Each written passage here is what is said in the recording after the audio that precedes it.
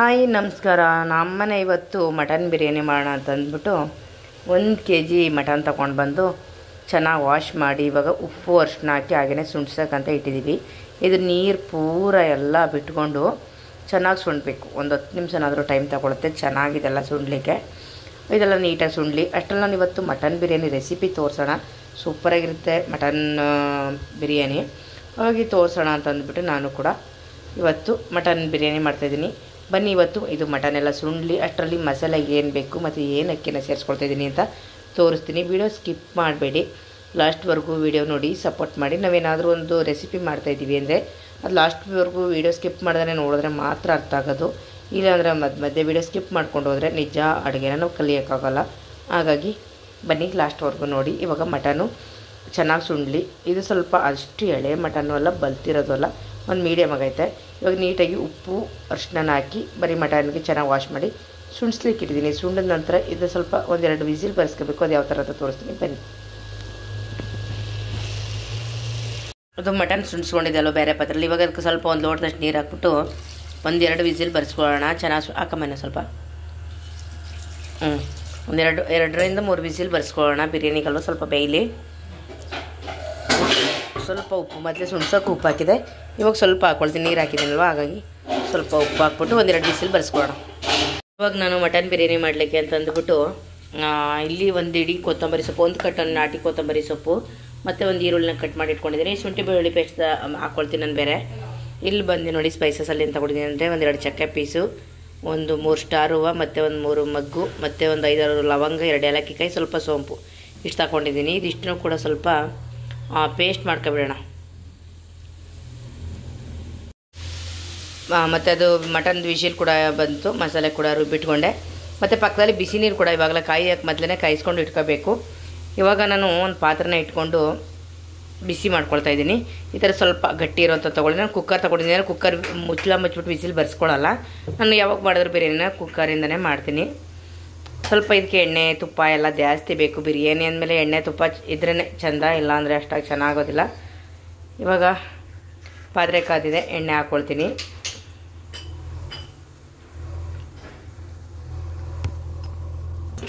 ನೋಡಿ ಎಣ್ಣೆ ಹಾಕ್ಕೊಂಡಿದ್ದೀನಿ. ಒಂದು 100 ಗ್ರಾಮ್ಗಿಂತ ಜಾಸ್ತಿನೇ ಎಣ್ಣೆ ಬೇಕು, 150 ಗ್ರಾಮ್ ಗಂಟ ಎಣ್ಣೆ ಬೇಕು. ಸ್ವಲ್ಪ ತುಪ್ಪ ಕೂಡ ಸೇರಿಸ್ಕೊಳ್ಳೋಣ ಇವಾಗ. ಮತ್ತು ಎಣ್ಣೆ ಚೆನ್ನಾಗಿ ಕಾಯಬೇಕು. ಮತ್ತು ಒಬ್ಬರು ಈರುಳ್ಳಿನ ಒಗ್ಗರಣೆ ಮಾಡ್ಕೊಳ್ತೀರ. ನಾನು ಖಂಡಿತವಾಗ್ಲೂ ಈರುಳ್ಳಿನ ಒಗ್ಗರಣೆ ಮಾಡ್ಕೊಳ್ಳೋದಿಲ್ಲ, ಯಾಕೆಂದರೆ ಆ ಟೇಸ್ಟೇ ಬೇರೆ ಡಿಫ್ರೆಂಟಾಗಿರುತ್ತೆ. ಇದೇ ಬೇರೆ ಥರ ಇರುತ್ತೆ. ಈರುಳ್ಳಿನ ನಾನು ರುಬ್ಲಿಕ್ಕೆ ಹಾಕಿಬಿಟ್ಟಿದ್ದೀನಿ ಅಲ್ವಾ, ಹಾಗಾಗಿ ನೋಡಿ ಇವಾಗ 1-2 ಸ್ಪೂನಷ್ಟು ತುಪ್ಪನ ಸೇರಿಸ್ಕೊಳ್ಳೋಣ. ನಂದಿನಿ ತುಪ್ಪ ಹಾಕ್ಕೊಳ್ತಾ ಇದ್ದೀನಿ ನಾನು. 2ರಿಂದ 3 ಸ್ಪೂನ್ ತುಪ್ಪ. ಓಕೆ,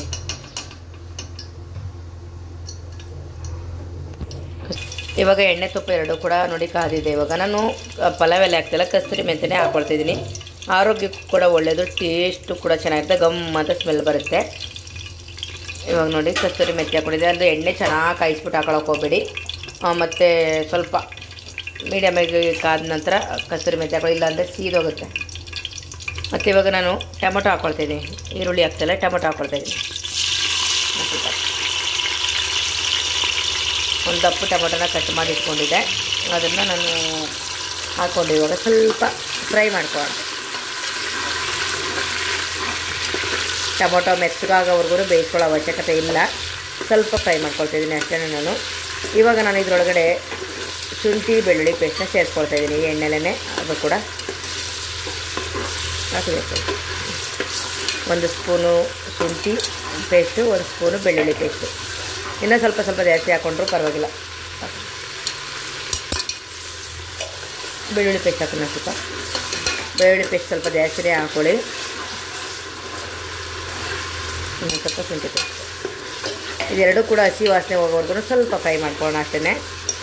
ಇವಾಗ ನಾನು ರುಬ್ಬಿಟ್ಟುಕೊಂಡಿರುವಂತಹ ಮಸಾಲೆನ ಸೇರಿಸ್ಕೊಳ್ತೀನಿ. ಇದು ಸ್ವಲ್ಪ ಎಣ್ಣೆಯಲ್ಲಿ ಫ್ರೈ ಆಗಿದಲ್ವ, ಮಸಾಲೆನೂ ಕೂಡ ಫ್ರೈ ಮಾಡ್ಕೋಬೇಕು.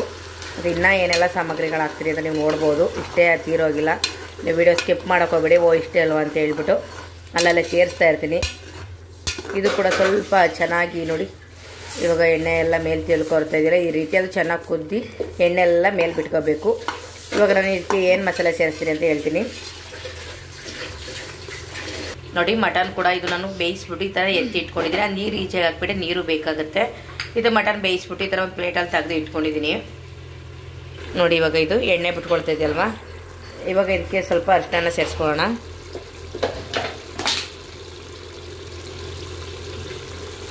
ಅರಿಶಿನ ಮತ್ತು ಇನ್ಯಾವುದೇ ಬೇರೆ ನಾನು ಮಸಾಲೆಗಳನ್ನ ಹಾಕ್ಕೊಳ್ತಾ ಇಲ್ಲ. ಮನೇಲೇ ಮಾಡಿಸಿಟ್ಟಿರುವಂಥ ಮಟನ್ ಚಿಕನ್ಗೆಲ್ಲ ಏನು ಪೌಡ್ರ್ ಹಾಕ್ಕೊಳ್ತೀವಿ ಅದನ್ನು ನಾವು ಮನೇಲೇ ಮಾಡಿಸಿಟ್ಕೊಂಡಿರ್ತೀನಿ. ಅದನ್ನು ಕೂಡ ಸೇರಿಸ್ಕೊಂಡು ಇವಾಗ ಒಂದು ಮಿಕ್ಸ್ ಮಾಡ್ಕೊಳ್ಳೋಣ. ನೋಡಿ,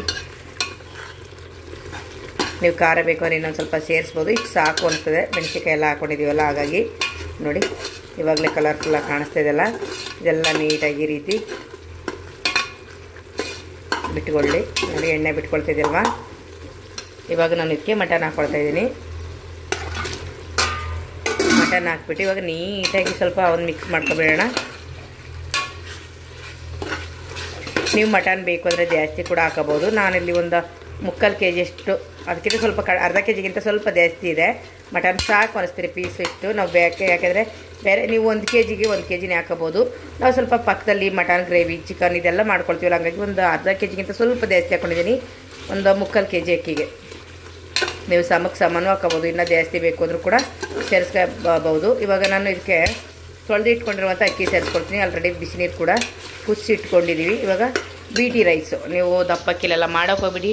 ಟೇಸ್ಟ್ ಬರಬೇಕು ಅಂದರೆ ಬೀಟಿ ರೈಸಲ್ಲಿ ಮಾಡ್ಕೊಳ್ಳಿ ಬಿರಿಯಾನಿನ ಯಾವಾಗ್ಲೂ. ಇವಾಗ ನಾನು ಅಕ್ಕಿನ ಚೆನ್ನಾಗಿ ತೊಳ್ಕೊಂಡಿದ್ದೆ, ಅದು ಅಕ್ಕಿ ಕೂಡ ಸೇರಿಸ್ಕೊಳ್ಳೋಣ. ನೀರೆಲ್ಲ ಬಸ್ತು ತಗೊಳ್ಳಿ. ಇವಾಗ ನೋಡಿ ಎಲ್ಲ ಅಕ್ಕಿ ಕೂಡ ಸೇರಿಸ್ಕೊಂಡಿದ್ದೀನಿ ನಾನು. ಮತ್ತು ಇವಾಗ ಇದ್ರೊಳಗಡೆ ರುಚಿಗೆ ತಕ್ಕಷ್ಟು ಉಪ್ಪು ಕೂಡ ಸೇರಿಸ್ಕೊಳ್ಳೋಣ. ನೋಡಿ ಇವಾಗ 1 kgಗೆ ಸ್ವಲ್ಪ ಸುಣ್ಸಕ್ಕೆಲ್ಲ ಹಾಕಿದೆ ಅಲ್ವಾ, ಒಂದು ಉಪ್ಪು ಹಾಕ್ಕೊಂಡಿದ್ದೀನಿ. ಮತ್ತು ನಿಂಬೆಹಣ್ಣು ಕೂಡ ಹಿಂಡ್ಬಿಡೋಣ. ಬೀಜ ಎಲ್ಲ ತೆಗೆದು ನೀಟಾಗಿ ಒಂದು ನಿಂಬೆ ರಸನ ಹಾಕ್ಕೊಳ್ತಾ ಇದ್ದೀನಿ ನಾನು.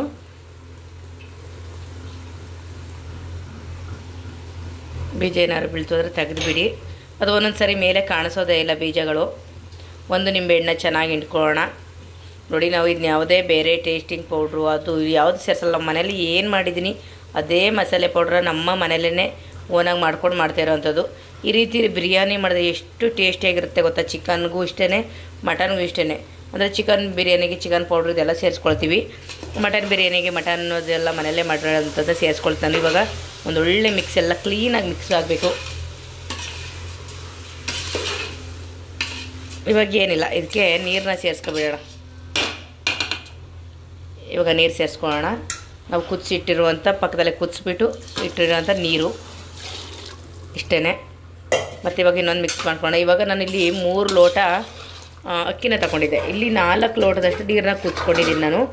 ಯಾಕೆ 4 ಲೋಟ, 3 ಲೋಟಕ್ಕೆ 4 ಲೋಟ ಅನ್ಬೇಡಿ. ಇಲ್ಲಿ ಯಾಕೆಂದರೆ ಆಲ್ರೆಡಿ ಇದು ಮಟನ್ನೆಲ್ಲ ಬೇಯಿಸ್ಕೊಂಡಿಲ್ಲ, ಅದು ಸ್ವಲ್ಪ ನೀರಿದೆ, ಅದನ್ನು ಕೂಡ ಸೇರಿಸಿ ಅದೊಂದು ಲೋಟದಷ್ಟಿತ್ತು. ಇವಾಗ 5 ಲೋಟ ನೀರಾಯಿತು. 3 ಲೋಟ ಅಕ್ಕಿಗೆ 6 ಲೋಟ ಯಾವಾಗಲೂ ಹಾಕೊಳ್ಕೋಬೇಡಿ. ಬಿಡಿ ಬಿಡಿಯಾಗಿ ಚೆನ್ನಾಗಿ ಉದುದ್ರಾಗ ಆಗಬೇಕು ಅಂದರೆ 5 ಲೋಟ ನೀರು ಸೇರಿಸ್ಕೊಳ್ಳಿ ಸಾಕು. ಇವಾಗ ಚೆನ್ನಾಗಿ ಒಂದು ಮಿಕ್ಸ್ ಮಾಡ್ಕೊಳ್ಳೋಣ ಅಷ್ಟೇ. ನೋಡಿ ಕಲರ್ಫುಲ್ಲಾಗಿ ಕೂಡ ಕಾಣಿಸ್ತಾ ಇದೆಯಲ್ಲ. ಇವಾಗ ಇದನ್ನು ಮುಚ್ಚೋಣ, ಕುದಿ ಬರಲಿ ಸ್ವಲ್ಪ ಚೆನ್ನಾಗಿ. ಬಿಸಿ ನೀರೇ ಹಾಕೋಬೇಕು ಯಾವಾಗಲೂ. ಕುದಿಸ್ಬಿಟ್ಟು ನೀವು ಅಕ್ಕಿ ಎಲ್ಲ ಹಾಕ್ಬಿಟ್ಟು ತಣ್ಣೀರು ಹಾಕೊಳಕ್ಕೆ ಹೋಗ್ಬೇಡಿ. ಇಲ್ಲ ಅಂದರೆ ನೀವು ತಣ್ಣೀರು ಬಿಸಿ ನೀರು ಕಾಯಿಸ್ಕೊಂಡಿಲ್ಲ ಅಂದರೆ ನೀರು ಹಾಕ್ಬಿಟ್ಟು ಕುದಿಸ್ಕೊಂಡು ನಂತರನೇ ಅಕ್ಕಿ ಸೇರಿಸ್ಕೊಬೋದು. ನಾನು ಯಾವಾಗಲೂ ಇದೇ ರೀತಿ ಮಾಡೋದು. ಇದು ಸ್ವಲ್ಪ ಕುದಿ ಬರಲಿ. ನೋಡಿ ಇದು ಚೆನ್ನಾಗಿ ಕುದೀತಾ ಇದೆ. ಇವಾಗ ಒಂದು ಮಿಕ್ಸ್ ಮಾಡಿಬಿಡೋಣ.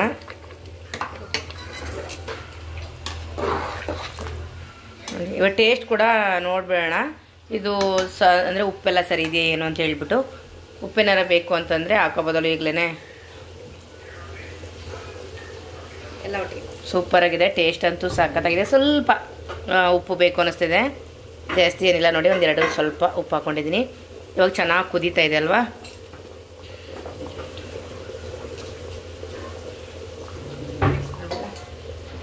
ಇವಾಗ ಈ ರೀತಿ ಇದು ಮಾಡಿಬಿಟ್ಟು ಮಿಕ್ಸ್ ಮಾಡಿಬಿಟ್ಟು ಪ್ಲೇಟ್ ಮುಚ್ಕೊಳ್ಳೋಣ. ಪ್ಲೇಟ್ ಮುಚ್ಚಿಬಿಟ್ಟು ಸ್ವಲ್ಪ ಇದಕ್ಕೆ ಬಿಗಿಯಾಗಿರೋದು ಏನಾದರೂ ಮಡಗಬೇಕು.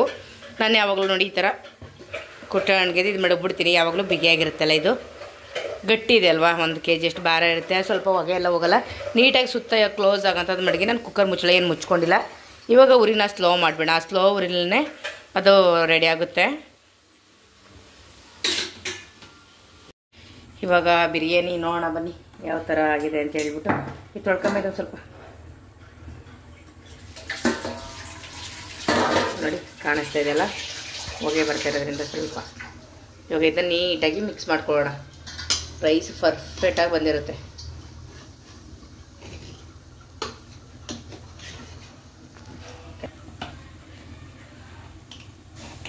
ಉದುರಾಗಿ ಎಷ್ಟು ಚೆನ್ನಾಗಿ ಬಂದಿದೆ ನೋಡಿ. ಟೇಸ್ಟ್ ಕೂಡ ಅಷ್ಟೇ ಚೆನ್ನಾಗಿರುತ್ತೆ.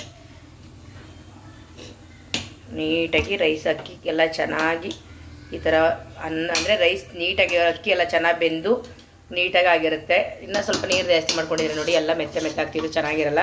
ಇವಾಗ ಇನ್ನೊಂದು ಸ್ವಲ್ಪ ಅದು ಮಟ್ಟಕ್ಕೆ ಇದು ಮಾಡಿಬಿಟ್ಟು ಸ್ವಲ್ಪ ಇನ್ನೊಂದು 2-3 ನಿಮಿಷ ಹಾಗೇ ಮುಚ್ಚಿಟ್ಬಿಡೋಣ. ಸ್ಲೋ ಉರಿಲೇನೆ ಮುಚ್ಚಿಬಿಟ್ಟು ಇದನ್ನ ಹಾಗೆ ಇಟ್ಬಿಡೋಣ. ಸ್ವಲ್ಪ ಸಖತ್ತಾಗಿದೆ. ಟೇಸ್ಟ್ ಕೂಡ ಮಾಡಿ ನೋಡಿದೆ ನಾನು, ತುಂಬ ಚೆನ್ನಾಗಿ ಬಂದಿದೆ.